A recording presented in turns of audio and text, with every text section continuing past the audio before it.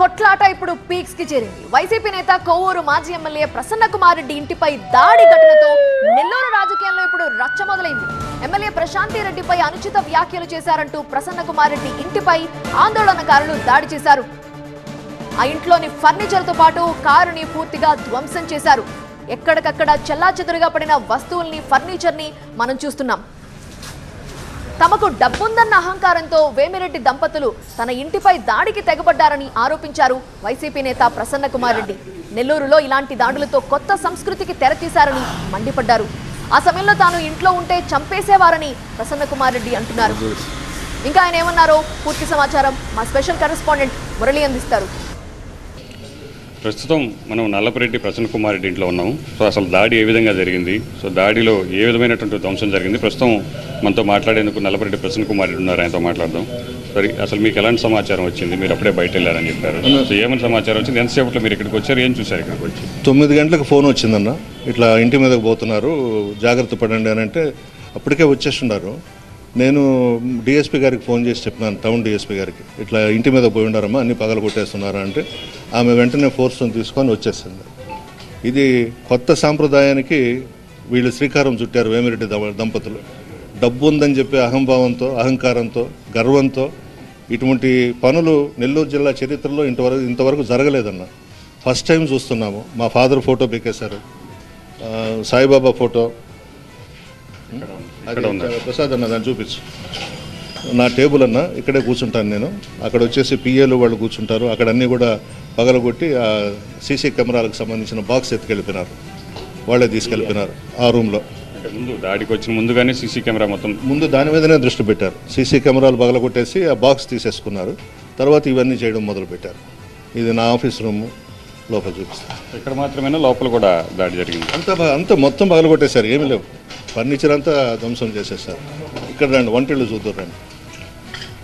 మా మదరు ఆ సమయంలో ఇక్కడే ఉన్నారు. మీరున్నారమ్మా సమయంలోనే? ఉన్నానమ్మా, నేను ఇంట్లోనే ఉన్నాను. ఏం జరిగింది? ఏం చెప్పారు వాళ్ళందరూ వచ్చి? వాళ్ళందరూ నా దగ్గరికి రాలా, నేను రూమ్లో ఉన్నాను, నాకు విషయం తెలియదు. పనివాడు వచ్చి తలుపులు వేస్తాను, నువ్వు రాబాకమ్మా బయటకని వాడు కూడా నాతో కూడా ఉన్నాడు. గొడవ జరుగుతుంది, బయట అర్థం అయిపోతుంది ఎందుకు జరుగుతుందని.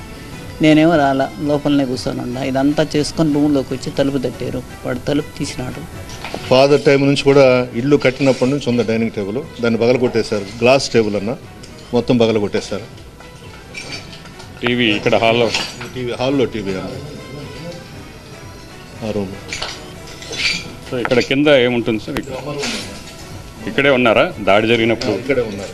ఈ డోర్ వేసుకున్నారు, మళ్ళీ వచ్చి తట్టిన తర్వాత అమ్మ డోర్ తీస్తే టీవీ పగలగొట్టేశారు. ఇక్కడ ఉండింది టీవీ. పైకి వెళ్దాం.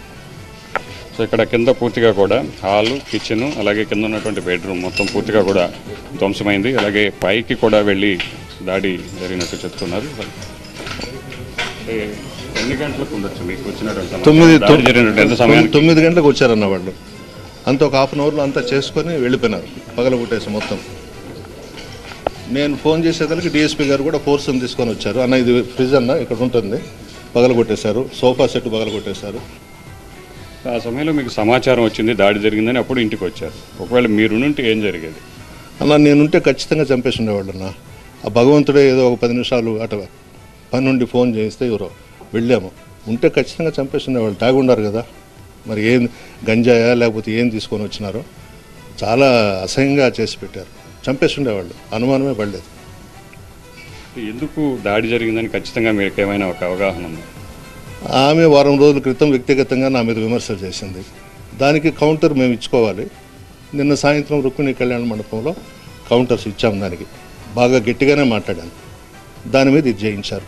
ఈ ఘటనకు సంబంధించి పవన్ కళ్యాణ్ సమాధానం చెప్పాలి. ఎందుకంటే గతంలో వైసీపీపై పదే అబాండాలు వేసినటువంటి పవన్ కళ్యాణ్ ఈ ఘటనపై ఎలాంటి సమాధానం చెప్తారో కూడా చూడాలని కూడా ప్రసన్న కుమార్ చెప్తున్న పరిస్థితి మనం చూస్తున్నాం. Camera person Vinod, Murali TV, Nellore నుంచి.